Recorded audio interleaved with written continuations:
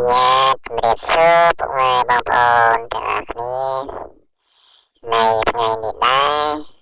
របងប្រាប់លេខឆិតនាងខ្ញុំបានពំនាំនៅលេខល្អមកជូនពុកម៉ែបងប្អូនទៀតហើយតែមិនឈានដល់វីដេអូសូមទាំងបងប្អូនម្នាក់មួយជួយចុច Subscribe និង Like វីដេអូម្នាក់មួយផងដើម្បី